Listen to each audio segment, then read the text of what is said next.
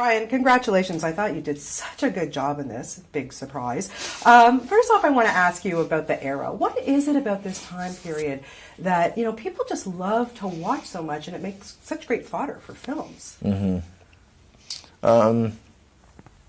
I don't know. I mean, it's obviously this is my first experience with it, but I mean, I've always been a big fan of that period, and also, like living in LA, you're kind of living in the shadows of that time and in the movie industry at that time. So it was a great experience to get to kind of go behind the curtain and experience that for real for a little while. You say you're a fan of it. Were there specific films that maybe you went back and looked at again to watch to kind of get into the mood?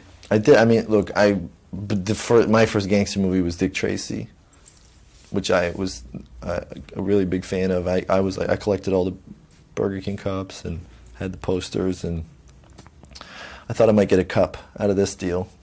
It has not happened. It can still happen, Ryan. You think? Oh, but they're doing the marketing for the film now. It seems like how is a cup going to come into the picture? I will personally make you a mug. Will you? For sure. I mean, I have this on tape. Tim Hortons, we're going to talk. Could we get a Tim's mug for Gangster Squad, please? I'm going to make it happen for you. Thank you. Getting into the mindset of somebody like Jerry. Here's a guy who was kind of reluctant. He didn't want to join into the Gangster Squad right away. What was it like to kind of get into that mindset? And, for me watching this, I'm going, was it a good thing to be a cop at that time of, in that time frame? I don't know. I don't think so. I mean, I think it was, well, look, first of all, I just want to make the man himself, this Jerry Wooters, who the character is based on, is a much braver man than the character that I play. I mean, my character in this film is reluctant to be involved, but Jerry himself was not at all.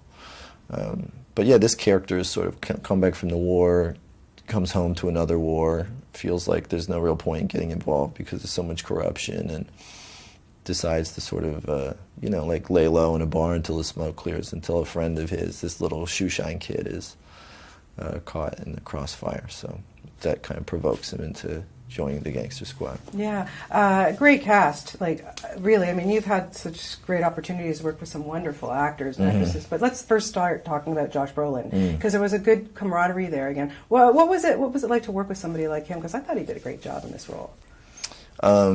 Yeah, he's great. I mean, when I was a kid, one of the first plays I ever saw was Josh in True West on Broadway. So I've always been a fan of his. So it was great for me to get to finally work with him. But he's like really funny, and to the point where it's a problem. It's distracting. I can imagine. All right, Sean Penn. I mean, seriously? I don't know. I didn't work with him. But did you watch him? Did you go to set to see him work? I mean, I wanted to, but I didn't want him to be like I didn't want to creep on what he was doing, So I kind of but I thought we were going to get to be in the film together. But when I read the script, I realized that we didn't actually have any scenes together. I saw more of Sean Penn in the trailer for this film than I did on set. That sucked. Yeah. Yeah. We know already you have a great chemistry with Emma Stone. We saw that in Crazy Stupid Love. To be able to reunite with her in this type of film, just tell me a little bit about that, because it's so different. Yeah. I mean, I think we thought, this will be, because we had such a great time on Crazy Stupid Love, we thought this will be a blast. But we had to be serious in this movie, which was very hard for us. And, once you've, been a knucklehead in front of somebody, then, it's kind of hard to start to then pretend like you're Humphrey Bogart or something. It's kind of hard to take your eyes off her in this movie. She looked pretty damn good. Yeah, she's great. Yeah. Talking about looking good, I have to say, to put on those costumes, Ryan, and the hats are cool. Mm-hmm. What was it like, to put on, for something like that, to put on these, these amazing costumes, has to really just get you right into the mood of this era. The wool gave me a rash. But I played my character as though he was having chronic rash, and that he was just like that. I channeled the frustration of that into the enemy. Okay. Did you keep any of the hats? Because you look really darn good in those hats. They didn't give us any of the wardrobe. I thought I was going to shoot a Tommy gun. Instead, I got a lady gun.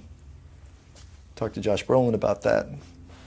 And then I thought I was going to get to keep the suits, too, and no dice. I think we have to... They're in the arc light right now. You have to renegotiate your contract sometime when you're making these films to get this stuff. Yes. Okay. All right. Okay. Kind of like the mug thing. Yeah, let's get mugs and the wardrobe. I'm wondering for you, when you're playing somebody that you're, who's based on a real life person, how much more responsibility do you feel when you take on a role like that? It is a lot of responsibility, and it's specifically tricky in a situation like this when the events are being kind of like the creative license is being taken with the truth, But Ruben and the producers worked very closely with the families, and I think that everybody was like. Was happy with the direction that the movie went, and that it was going in a more theatrical version, and so I think that they were all right with that.